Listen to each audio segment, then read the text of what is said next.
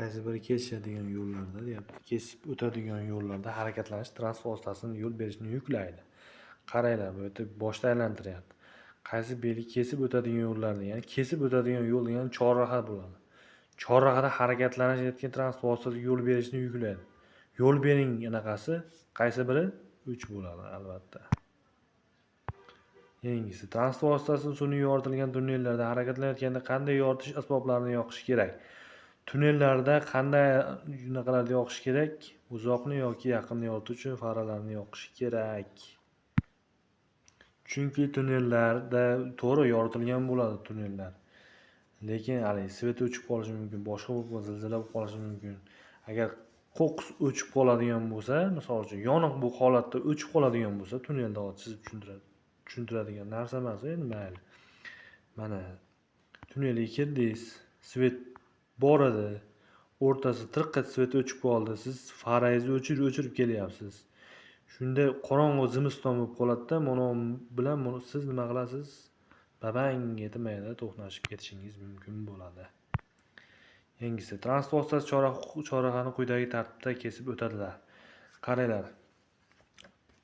Na belgi bor, na bu yerda belgi bor, mana na belgi bor, na svetofor bor. Bu degani teng ahamiyatga ega bo'lgan yo'l degani. Значит, bu mana mo tomonida mana bu yashil avtomobil, yengil avtomobil o'ng tomoni bo'sh ekan. Bu yashil avtomobil birinchi harakatlanadi degani edi, lekin bu yerda relsli avtomobil, ya'ni tramvay bor. Tramvay bilan relsli transport vositasi bitta yo'lda ketib qoladigan bo'lsa, u rels harakatlangani uchun nima bo'ladi? U ustun bo'ladi degan narsa bo'ladi. Lekin relsli transport vositasi to'g'riga harakatlanayotgani uchun, mana bilan bu ham to'g'riga harakatlanayotgani uchun, umuman bir-biriga xalaqit bermagani uchun tramvay va yengil avtomobil, yashil avtomobil birinchi bo'lib harakatlanadi, ikkinchi bo'lib sariq tramvay va yashil avtomobil, sariq avtomobil F2 ni bosamiz. Keyingisi, nosoz transport vositasi shatakka olgan yengil avtomobil salonida odam tashishga ruxsat beradimi?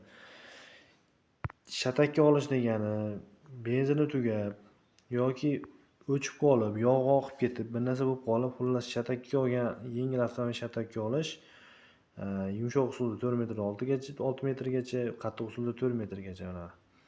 Nexia 1 Matiz'ni tortib olibdi deylik, yana Matiz'ni tortib olganda Matiz'da odam tashishga ruxsat beradimi deyapti. Shatakka olgan yengil avtomobil salonida odam shatakka olgan ekan bu. Nexia'da odam tashishga ruxsat beradimi deyapti. Конечно, ruxsat beradi. Yetiladi. Keyingisi, maktab va maktab bog'chalarida tashkilotlar atrofida 300 metrgacha bo'lgan masofada qanday yuqori tezlik bilan harakatlanish kerak? Maktabda necha tezlik? Hammaga anaqa bo'lgan 30. Keyingisi, venoz qon ketish alomatlarini ko'rsating. Xo'p, endi meditsinaga kiramiz. Mana odam anatomiyasini o'rganamiz, deydi-ku. Xo'p, o'ng tomonida arteriya adashmasam, chap tomonida vena tomiri bo'ladi. Eslab qolinglar, arteriya tomiridan qon pushti rangda qo'y chiqadi. Vena tomiridan qolganlar mayda kapillyarlar bor, mana mayda. Shu ikkita tomir bor xolos deb o'ylamanglar. Mayda razi ko'p mayda kapillyarlar bor, ikkita qalin vena va arteriya tomiri bor. Xo'p, nima deyaptim? Vena tomiridan qizil qo'y qon chiqadi, arteriyadan pushti rangdagi qon chiqadi. Xo'p, bizda venoz qon ketish alomatlari nima degani? Vena degani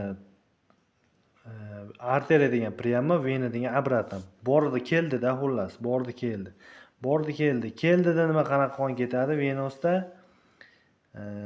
qizil qon to'q qizil rangda chiqadi, oqadi mana. Keyingisi, transport vositasi tik qiyaliklarda uzatma ajratilgan holda tushishga ruxsat etadimi? Transport vositasi tik qiyalikda uzatma. Skrossni xalostoy qilib tushish mumkinmi deyapti. Qanday taqiqlanadi? Qaysi ahmoq tik qiyalikda xalostoy qilib qo'yadi mashinani. Mashina dvigatel bilan xalostoy qilib g'ildirab ketadi-yu, g'ildir pastga tushib ketadi. Demak, taqiqlanadi degan javob turamiz. Keyingisi, to'xtash taqiqlovchi yo'llarda bildiruvchi sidirg'a oq chiziq qayerda? Andijon shahriga tushsanglar, mana sariq chiziqni ko'p ko'rasizlar. Bu sariq chiziqni ko'rganinglarda mana 327 belgisi bor-ku. Mana 327. 327. Ya'ni taqiqlov 3-kamarda taqiqlovchi manaqa. To'xtash taqiqlangan belgisini mana sariq chiziq qayerda tugasa, o'sha yerda 10% oladi, bo'pti qaranglar. Xo'p, sariq chiziq qayerda tugasa, o'sha yerda tugaydi degani. Chiziq taqiqlovchi joylarni bildiruvchi sidra chiziq qayerda chizilsa, sariq chiziq qayerda chiziladi? Qayerda chizilardi? Yo'l yoqasi yoki bordyurga chiziladi. Harakat qatnov qismi chetiga yoki bordyur ustidan chiziladi. Mana javob bo'ladi. Keyingisi. Bu taniq belgisi o'rnatiladi. Bu taniq belgisi 2 yildan oshgan bo'lmagan haydovchilik mexanik transport, ya'ni kaskadyorlarga deb qo'yamiz-ku, ashlarga chiziladi. Xo'p. Ushbu joylarda yengil avtomobil to'xtab turishga ruxsat etadi. Most tagida umuman mumkin emas, bilib qo'yinglar. Mostda yo'l o'tkazgich degani mana. Most bilan yo'l o'tkazgich farqiga borib olinglar. Mana narsamiz yo'l o'tkazgich. Nimaga yo'l o'tkazgich? Ko'prik emas, yo'l o'tkazgich. Ya'ni yo'l o'tkazgich degani o'zbekchasiga. Xo'p, tagida suv yo'q bo'lsa, bu yo'l o'tkazgich bo'ladi. Tagida suv bo'lsa, ko'prik bo'ladi. Tushundinglar-a?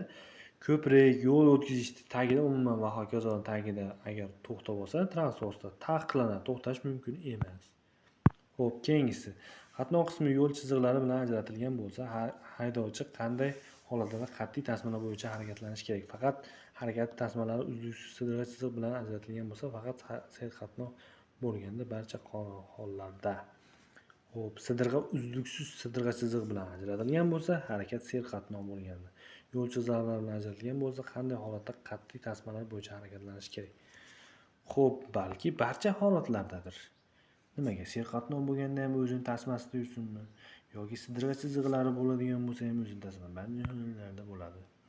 Barcha holatlarda o'zining tasmasida yuradi. Mana misol uchun bunday chizilgan bo'lsa, mana bu avtomobillar o'zini anaqasida tirband bo'lganda ham nima qilish kerak? O'zini anaqasida yurish kerak. Yoki menda ikkita chizamizda, menda ham nima bor? Chiziq bor. Bu chiziqda bosish mumkin emas degan narsa bo'ladi. Keyingisi. To'la vazn 3,5 tonna oshmaydigan yuk avtomobil quyidagilar bilan jihozlangan bo'lsa ham foydalanishga ruxsat etiladi. Tibbiy qutuvchi, o't o'chiruvchi jihozlanmagan bo'lsa deyapti. Tibbiy qutuvchasi bo'lmasa mumkin emas, o't o'chiruvchi bo'lsa mumkin emas. O'zi yurib ketishini saqlovchi g'ildirak diametri muvofiq kabina shu narsa bo'lmasa shart emas. Xo'p, keyingisi. Haydovchi chapga burilish qaysi joy yo'nalishi bo'yicha qoidani buzmoqda? Bu yerda sizlar aldovchi savol, qaranglar. Agar bu chapga burilmoqchi bo'lsa, nima qilish kerak? Oldinroq meydan o'tib olish kerak-da. Bu nima qilyapti? Meydan buni sidra chiziqni nima qilyapti? Ezib qo'yapti u qo'ng'ovoy. Yoki ezmasdan nima qilyapti? Ikkinchi palasini, o'rtadagi palasini, belgini ko'rmayapti bu. O'chirib yuboraman, hozir ko'rasizlar mana. Mana qaranglar. Mana belgi nimaga beryapti? Palasalar kesim bo'yicha harakatlanish. O'rtadagi to'g'riga yursin. Chapdagi chappa va to'g'riga yursin deyapti. Demak, bu nima qilish kerak? Chapga o'tib olish uchun. Chap tomonga zarang o'tib olish kerak. Ikkisi ham nima qilyapti? Xato qilyapti. Ko'rsatilgan barcha yo'nalishlar bo'yicha buzmoqda. Keyingisi.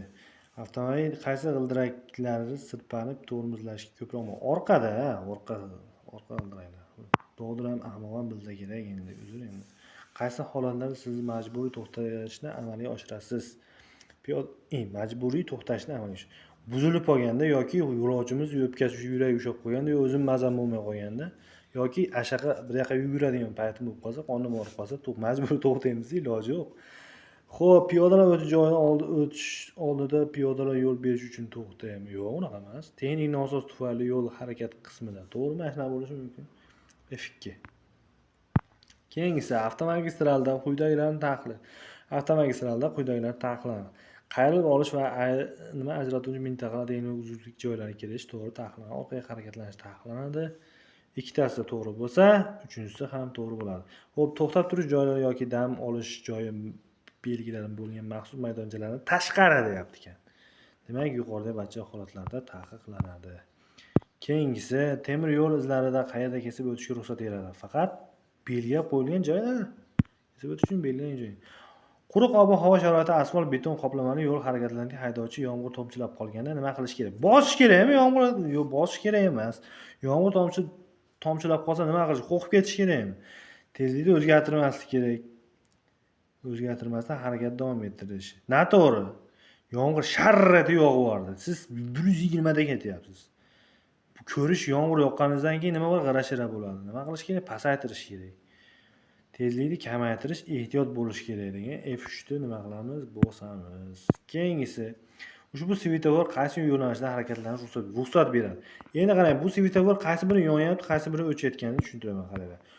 Mono svetoforni mono oppoq bo'lib yonadi o'zi, oq bo'lib yonadi. Demak, monosi o'chib turibdi ekan.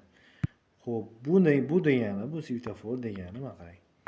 Bu svetofor agar men uchovsi oq yonsa to'xta degani, men ikkovi bilan bunday yonsa, demak to'g'riga o'ngga ruxsat degani.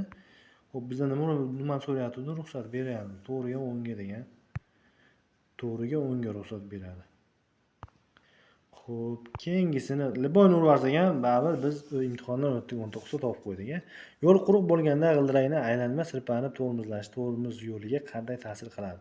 Yo'l quruq bo'lganda g'ildirakni aylanmay. G'ildirak aylanmay ketyaptimi? Demak, yer tishlashmayapti. Aka, g'ildiragingiz nima ekan? Kal ekan degan.